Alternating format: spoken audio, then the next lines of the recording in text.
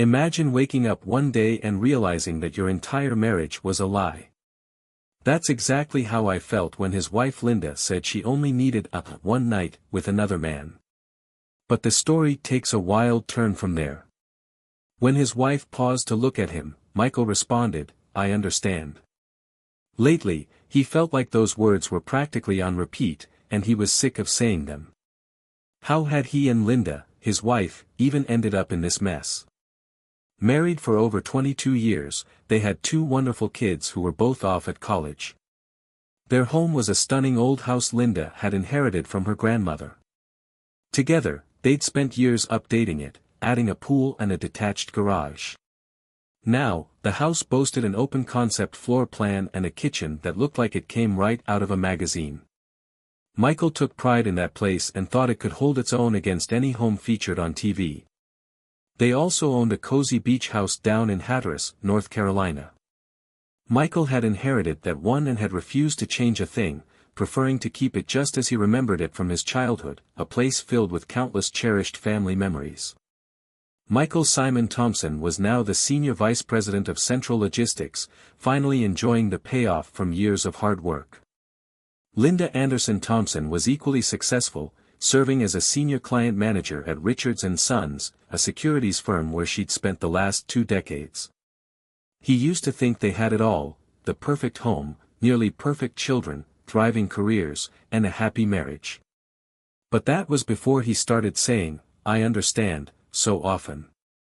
Deep down, he knew he didn't really grasp what was happening to his life.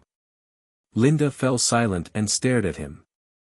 "Do you even understand what I'm trying to say?" she asked. "I understand," he replied, hoping she wouldn't notice the marks on the notepad in front of him. He glanced down, 32 marks tallied in just the past couple of days.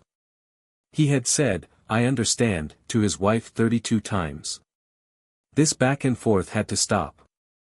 "So, we've finally come to an agreement," Linda said cautiously. "I'm going to step outside our marriage just once, to experience this." She paused when she saw Michael shaking his head. Looking her straight in the eye, Michael responded, "I will never cheat on you, and I cannot agree to you cheating on me either." "I've never cheated on you," Linda protested. Michael continued calmly, "I'm willing to forgive all the deception you've engaged in up to this point, but now, this ends." "I've never cheated on you," she shot back, this time more defiantly. "Yes, you have. At least, that's how I see it. And if you're truly honest with yourself, you know it too. You've gone out for lunch with him one-on-one several times. He's joined you at girls' nights out and turned them into actual dates. You've exchanged countless text messages, especially on weekends." Michael paused, locking eyes with Linda until she looked away. He took a deep breath before speaking again. "You booked a room at the Jefferson Hotel and made brunch reservations for 2. His intentions are obvious.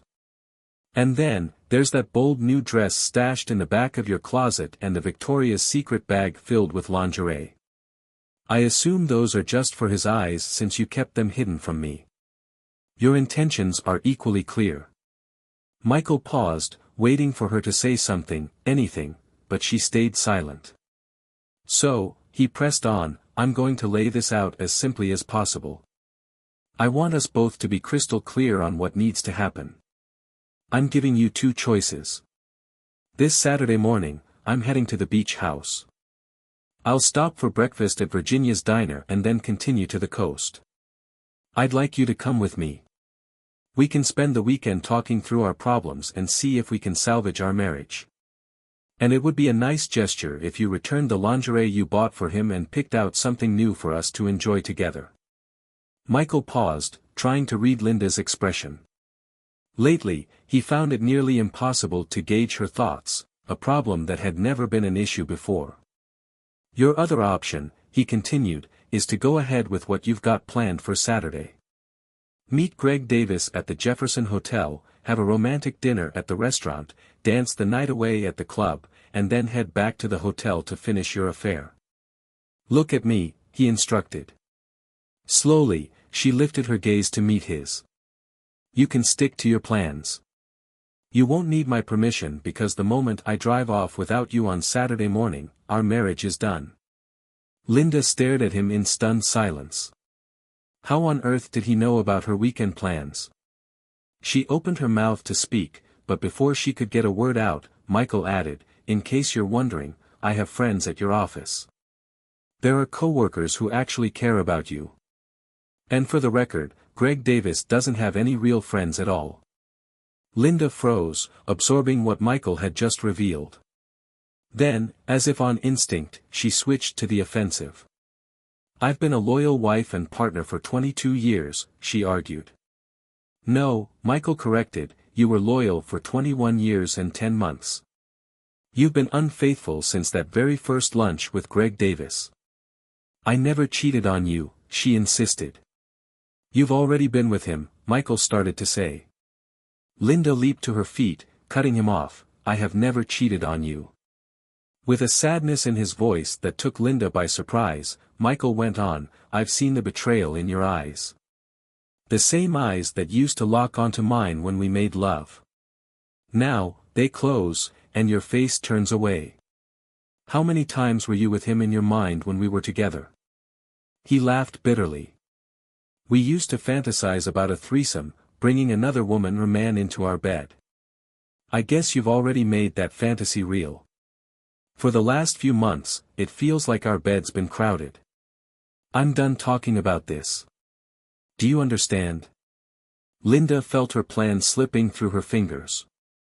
Desperate to regain control, she tried a different approach. "Michael, we have a wonderful marriage. I cherish our relationship and your love more than anything. We've raised 2 incredible kids together, built solid careers, and if we just stay on track, we can retire early and truly enjoy our lives and each other. I've been faithful to you and am ready to stand by your side as your loving wife for the rest of our days. I'll give you the rest of my life, I just need one day for myself and one night with him." Michael replied without missing a beat, "Linda." She lowered her eyes, shaking her head, then looked back up at him. "I could have gone behind your back and lied to you, but I chose to be open. I thought, after all these years, you would understand." Michael responded immediately, "Oh, I understand. And as for lying and sneaking around, that's exactly what you've been doing for months. You went out on dates with him disguised as girls' nights.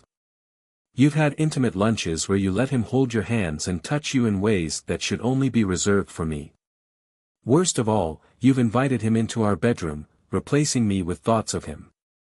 You allowed him to intrude on our time together with endless texts, not to mention the sexting. Linda, I know everything. How I found out isn't important. What matters is that you grasp what I'm telling you. Do you understand?" Linda simply stared back at him, her eyes now unfamiliar to him. He sighed quietly, realizing that she still didn't get it. Michael stood up, walked out of the room, and went to their bedroom. After brushing his teeth, he lay down, fully aware that sleep would not come easily that night. Linda sat there in silence for a few minutes before moving over to the couch. She picked up her phone and dialed her friend, Karen. As soon as Karen answered, Linda said, "Michael knows everything. He knows about Greg and what we've planned for this weekend." Karen's response was immediate, "That doesn't sound good at all. Please tell me you're planning to cancel." Linda sighed quietly, "I don't know if I can. I promised Greg, and he's already spent so much money on this weekend." Karen quickly shot back, "You made promises to Michael before, in case you've forgotten." "I haven't, I was standing right there as your maid of honor. Greg can cancel everything, and it won't cost him a dime. And honestly, that's no excuse to betray Michael. I'm not cheating on Michael." Linda insisted again. "Yes, you are," Karen replied firmly. "When I told you about what Brad and I did, I was clear that I would never have gone through with it without his permission. And remember, I told you we both picked the man together, making sure it was someone we'd never see again. We did it the right way, and still, it brought issues into our marriage that we're working on. You, on the other hand, are planning to sleep with a colleague and now you're trying to justify it. Karen was practically pleading now. Please, drop this whole plan. Cut off contact with Greg. Go back to Michael and apologize, beg for his forgiveness. Softly, Linda replied, but I need this. I really need to experience being with another man one more time in my life. Greg is a good guy, and the women at the office say he's amazing in bed. A good guy wouldn't sleep with a married woman, Karen stated flatly. Think about what you're risking just to be another notch on his bedpost. I won't be just another notch, Linda argued. He actually cares about me. Karen felt like screaming into the phone. Don't you get it? That makes it even worse.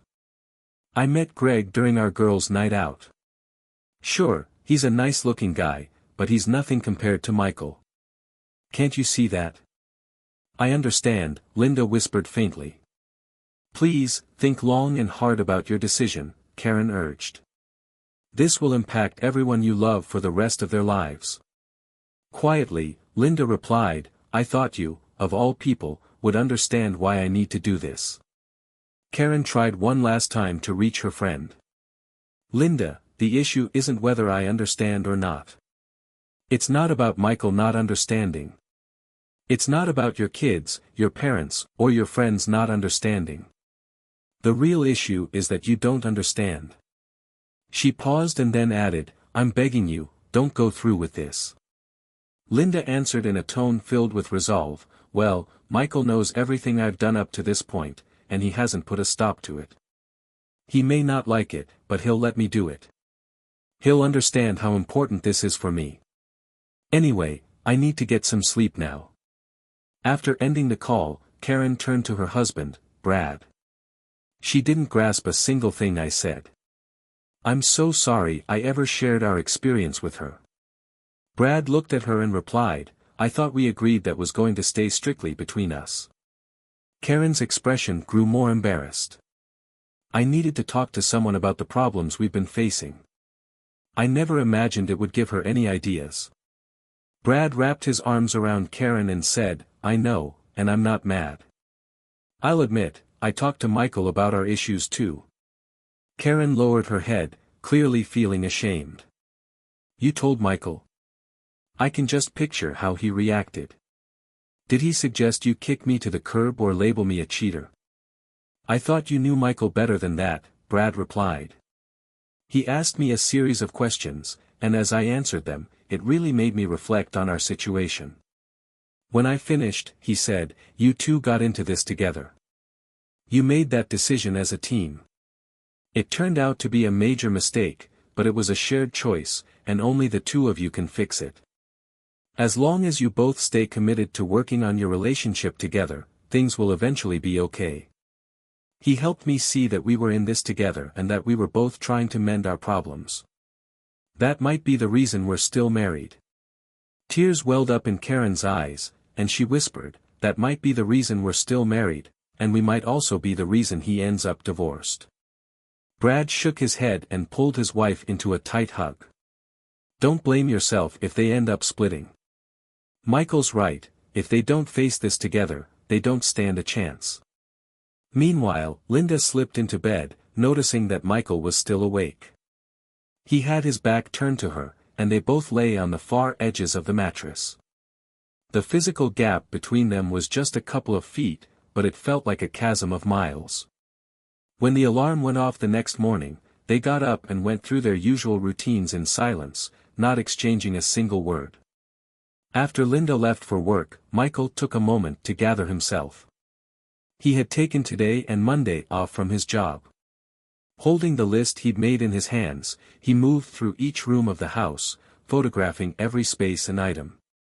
He catalogued what he wanted to keep. Then, he downloaded all their wedding and family photos from the cloud onto a flash drive. He placed their wedding album on the coffee table, unable to bring himself to open it. The apartments he had scouted out were nice, but he knew he would miss this house. The memories would stay with him, but the loss of being here weighed heavily. He would miss the woman he couldn't help but love and the life they had built within these walls. Michael then headed to meet with Sandra Lewis, who had come highly recommended. The settlement she laid out was simple and straightforward. Linda would keep the house and her retirement plan, while Michael would retain the beach house and his own retirement fund. He'd also pay off her car and clear the credit card debt. Part of their investments would be set aside for the kids' college tuition, along with $10,000 for each of them in a charitable fund. The remaining assets would be split evenly. After reviewing the proposal, Michael looked up and gave a silent nod. Sandra spoke up, "We can file the papers on Wednesday morning." He nodded once more, stood, shook her hand, and left the office. Sandra watched him leave, noting that he had spoken very few words to her since hiring her for the divorce. Most of their interactions had been through email. She sensed a deep sadness and resignation in him. Moments like these made her question why she had chosen family law as her career path. From there, Michael went straight to the bank. He opened a new account and transferred half of the funds from their joint account into it. He emailed the form to change his direct deposit to the HR department at his company. Later that evening, he would update all his payments to direct into the new account. Next, he met with their investment banker. The banker confirmed that any transactions would require both of their signatures. Michael informed him that his attorney, Sandra Lewis, would be placing a freeze on those accounts the day after Linda was served. As he went through these steps, Michael couldn't help but notice the looks of pity and concern on the faces of his longtime advisors. He knew they were only the first of many who would give him that same look once the news became public. The thought of breaking the news to his children made him feel physically ill. Linda did her best to avoid Greg Davis at work that day. During lunch, they met at Bella's Cafe, a cozy little spot he liked to call their place. She stayed quiet, refusing to take his hand. Michael knew about their every move, and she couldn't shake the nagging feeling she'd had all day, that they were being watched. Greg, however, seemed oblivious to Linda's mood. "I can't wait for this weekend," he said with a grin. "Check-in at the hotel is at 3 p.m. Do you think we could meet a little earlier than planned? Maybe have a little fun in the room before dinner?" "No, I don't think so," Linda replied curtly. Back at the office, Linda tried to focus on her work but kept glancing around nervously. It dawned on her that at least one, maybe more, of her colleagues might be keeping an eye on her for Michael. After a few hours of getting almost nothing done, she decided to call it a day and left the office early. As she walked down the hallway, she greeted two new interns in her department. She paused, glancing back, noticing that one of them wore a sweatshirt with the Central Logistics logo printed on it. Meanwhile, Michael had completed every task on his list. By the time 2 p.m. rolled around, he realized he hadn't eaten all day. He decided to grab a quick bite and headed over to Bella's Cafe. When he walked in and took a seat, the owner came out to greet him with a warm hug. Michael returned the hug and asked, "How's Mark doing?" Maria beamed. "He's doing great. Can you believe he made the baseball team as a freshman? He's over the moon. You know, Tom was such a great training partner for him this past winter. Your son made all the difference." "Well, Tom's really excited that his roommate will be on the team with him," Michael responded. Maria sat down next to him and said, "They came by for lunch today, you know. But let's just say things were tense between them." Linda seemed on edge, and naturally, Greg was completely clueless. "He's planning to sleep with her this weekend, you can see it a mile away." Michael, sounding weary, replied, "Yeah, I know." Maria placed a comforting hand on his shoulder. "Don't lose hope just yet. She must be someone special for you to have been married for so long. She'll come to realize her mistake. I just hope it happens sooner rather than later." Then, changing the subject, she asked, "So, how about the Maryland crab cakes with some steamed broccoli?" For the first time that day, Michael managed a small smile. "That sounds perfect. And maybe I'll have a beer today. Surprise me with one of your light Alesh."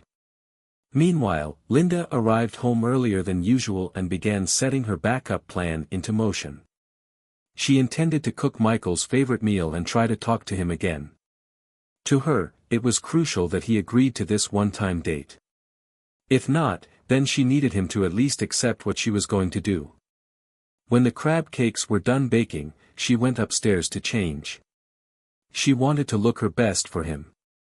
After dinner, she planned to meet up with Karen and her other friend, Lisa, for drinks to discuss the big day on Saturday one last time.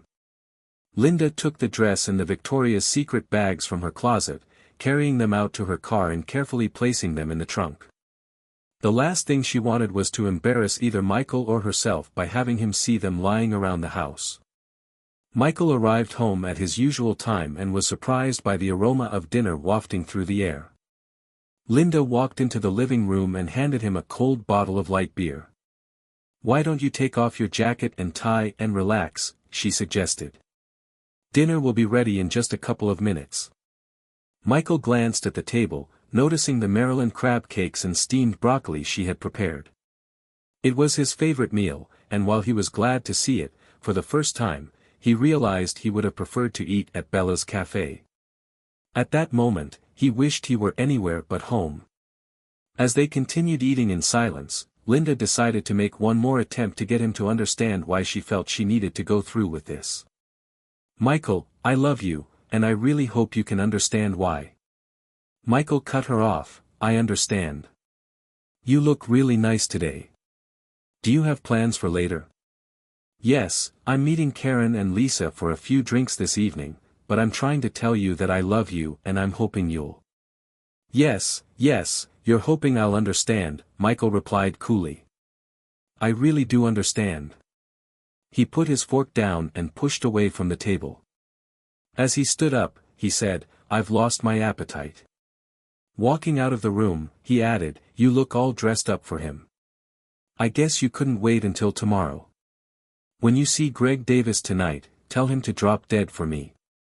Michael disappeared into the living room, and soon, the sound of the TV filled the silence of the dining room. Linda remained seated, her head in her hands. For the first time, she started to seriously reconsider her actions. After a few moments, she stood and began clearing the table. She knew now wasn't the time for hesitation, she had to stay true to her feelings. She texted Karen, "We can meet earlier. I'm leaving in 5 minutes." Michael heard the front door open and then close. He finished his beer and stared blankly at the TV, realizing he had been sitting there for nearly 20 minutes, without any idea of what was on the screen. A heavy sadness weighed on his chest, making it hard to breathe. Reaching into his coat pocket, he pulled out a small box, took out 2 pills, and washed them down with the last of his beer. It was the first time in his life he had ever taken a sleeping pill. He knew he wouldn't be able to sleep without some help tonight. He also knew he'd need all his strength for Saturday morning. Linda arrived at the bar first and managed to secure a table for 3. While she waited, she scanned the room. The scene before her looked like a dance of seduction between men and women, but to Linda, it seemed more like a dance of loneliness and desperation. Was this what her future held? Her thoughts were interrupted as she spotted her friends approaching. As they neared the table, Linda noticed tension in both their faces and braced herself for what was coming. Lisa sat down and fixed Linda with a hard stare. "What on earth are you thinking? Have you completely lost your mind?" Lisa began. "You're about to cheat on your husband with some lowlife, a jerk from the office? Are you going through some kind of crisis, taking drugs, or did you fall and hit your head? This is the dumbest plan I've ever heard, and I used to think you were one of the smartest people I knew. If you go through with this, you'll be the biggest fool I've ever met." Linda calmly replied, "Well, good evening to you too, Lisa. Yes, I'm doing just fine. And how about you?"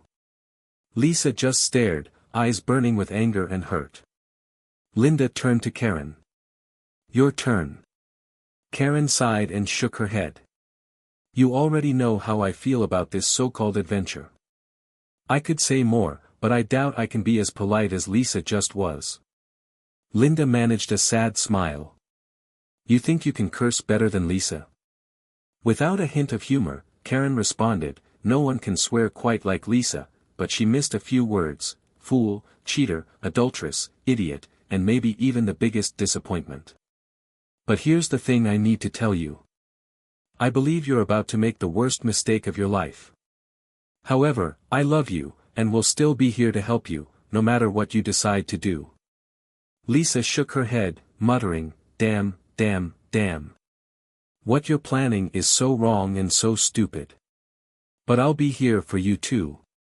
Just so you know, I'll be saying, I told you so, over and over again. Linda hugged her friends tightly. Thank you for your love and support.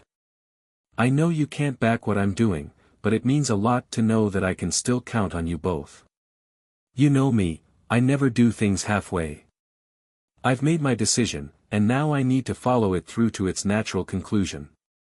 Lisa gently implored, Linda, there's nothing natural about cheating, and committing to infidelity is the opposite of what true commitment means.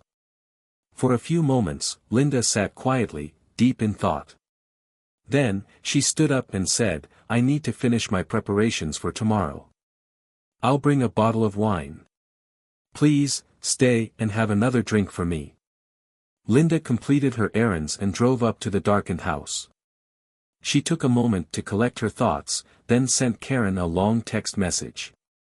She knew Karen was furious with her but also trusted that her friend would be there when she needed her.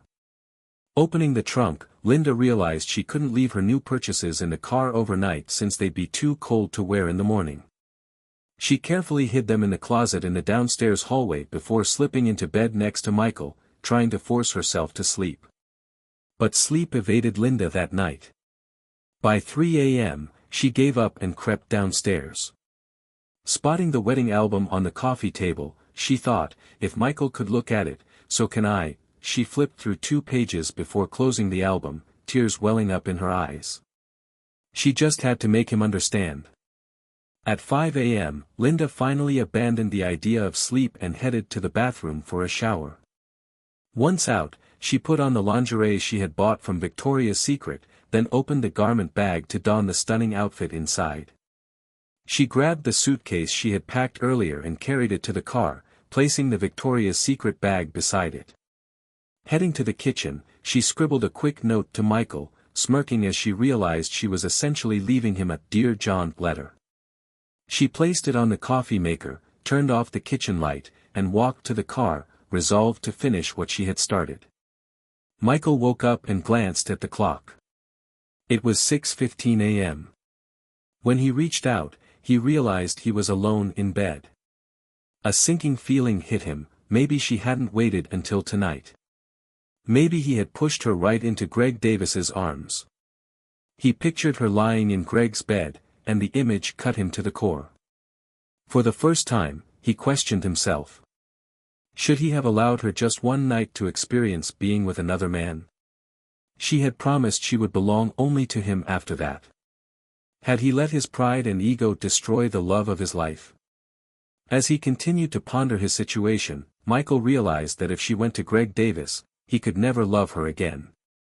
He had lived with her all these years, always putting their children first because that's what a mother was supposed to do. But he could never live with the idea of her putting another man above her husband. Over their 22 years together, they had both earned each other's respect and loyalty. She expected no less, and he would accept nothing less. He clung to a small hope that she might still be in the house, maybe asleep in one of the other bedrooms. Michael checked each room but found no sign that she had come back home during the night. When he walked into the kitchen, he noticed a note resting on the coffee maker. He opened it and read the short message, "Please understand." That was all she had written. Collapsing onto one of the kitchen chairs, Michael began to cry. This was the moment he had dreaded, yet part of him still believed she would stay, abandon this crazy idea, and remain his wife. After making some coffee, he went upstairs. He took a quick shower, got dressed, and then stuffed a duffel bag with clothes before heading back down. He filled his thermos with coffee, walked to the front door, and took one last lingering look at the house that had been his home. With a heavy heart, he turned off the lights and shut the door behind him. The icy morning air stung his face as he descended the steps. He had forgotten to warm up the car, but thought the cold might help wake him up, maybe even shake him out of the numbness he was feeling. As he approached his car, he noticed that the engine was already running. Opening the back door, he placed his bag inside and saw a suitcase along with a Victoria's Secret bag on the back seat. Glancing toward the front, he spotted Linda asleep in the passenger seat. He quietly shut the back door, pausing for a moment as his hand hovered over the handle. Tears of relief filled his eyes at the sight of his wife, his love. Right then, he knew they might still have a chance. Taking a deep breath, Michael opened the car door. As he slid into the driver's seat, Linda stirred and looked up at him. "Good morning," she whispered softly, rubbing the sleep from her eyes. "Morning," he replied. After a brief silence, he asked, "How long have you been here?" Linda glanced at the clock and said, "About 2 hours. I couldn't sleep and got worried you'd leave without me, so I decided to wait here. I filled up the gas tank and bought us a dozen Krispy Kreme cream-filled donuts for the road." Michael opened the box and raised an eyebrow. "There are only 7 donuts here." Now fully awake, Linda grinned, "Well, a dozen was meant for both of us, and I've already eaten my share." Smiling, Michael grabbed one of the donuts and savored it. "This should hold me over until we get to Virginia's diner. How about some of their country ham and biscuits with gravy?" Linda shook her head. "I'm not exactly dressed for Virginia's diner." Michael looked puzzled. "Linda, there's no dress code at Virginia's diner. You can wear whatever you want." Linda smirked. "True, but they do expect you to wear something. You can't show up in almost nothing." With that, she opened her coat to reveal a purple lingerie set. "Well, that's certainly almost nothing," Michael agreed. "Is the coat new?" "Yes," she replied. "I traded the dress for this beautiful coat. And, if you didn't notice, I returned the other lingerie and bought these just for you," she said, gesturing to the Victoria's Secret bag. Linda gently cupped his chin, lifting his face so he could look into her eyes. "This outfit and the body beneath it are for your eyes only, for all the days and nights of our lives." After a pause, she continued, "I'm sorry for the hell I put you through these past few months. You were right about almost everything. But you were wrong about 2 things. Last night, I dressed for you and no one else, and I truly did meet with Karen and Lisa. The other thing you were wrong about is that when we were making love, I wasn't thinking about Greg. He never entered our bedroom. I didn't close my eyes to think of him. I avoided your gaze because I was ashamed of what I was planning to do. I'm ashamed to admit that the shame I felt didn't stop me from planning to be with him." She looked at him and softly added, "Now, I finally understand." Michael leaned in and kissed her. They had a lot to discuss and even more work ahead to rebuild their marriage, but his heart soared with joy as he realized that she truly understood at last. As they drove past Virginia's diner, Michael glanced over at Linda. She had dozed off again shortly after they hit the highway. His mind wandered back to everything he had done on Friday. There was so much they needed to talk about, and he knew that any real conversation would have to include his own confession. Michael remembered that night 7 years ago.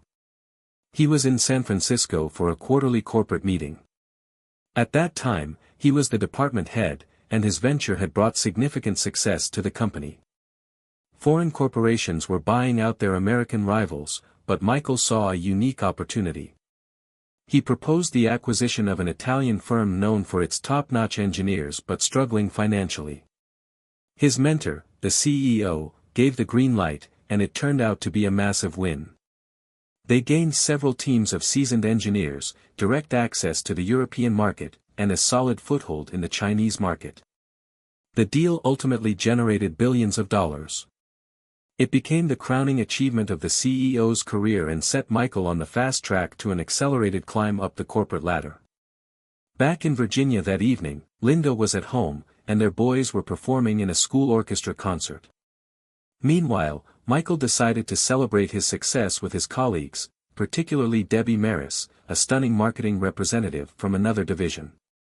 He and Debbie had worked together for years, their professional relationship always tinged with a bit of harmless flirting.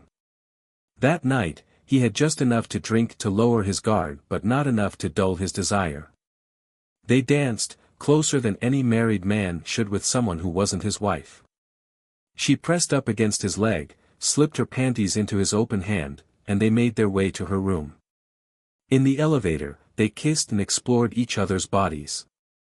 He reached under her blouse, releasing her breasts, and she dropped her blouse and bra without hesitation. Just before the elevator doors opened, they hurriedly made their way to her room. Michael watched as Debbie unbuttoned her skirt, then stood in the doorway, naked, holding out her hand for him to join her. But he couldn't move. He felt paralyzed, realizing it was physically impossible for him to step into that room. His desire evaporated. For the first time in hours, he thought about Linda and the beautiful family they had together. As he looked at the stunning Debbie Maris, he couldn't come up with a single reason to cross that threshold.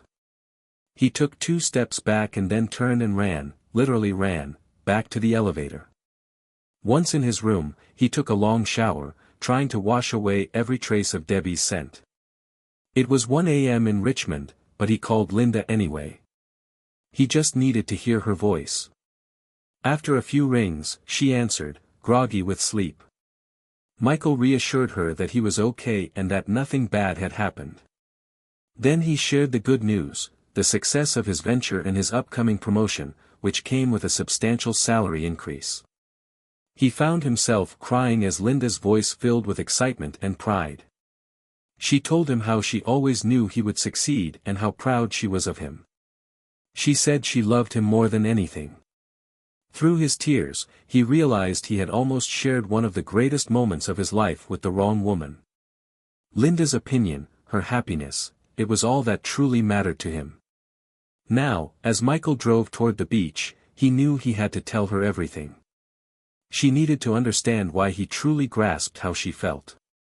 He had stood exactly where she was now, which was why he could listen to her and honestly say, I understand.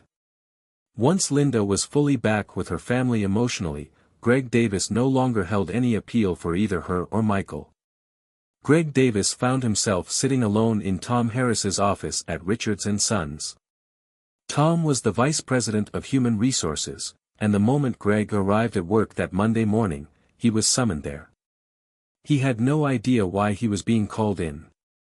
Sure, he had missed a few deadlines recently while chasing after Linda, but he felt certain he could make up for lost time. This meeting was throwing off all his plans for the day. He needed to talk to Linda about what had happened over the weekend. Not only had she set him up, but she had sent her 2 friends, Karen and Lisa, to confront him about it. Greg still shuddered when he remembered Lisa.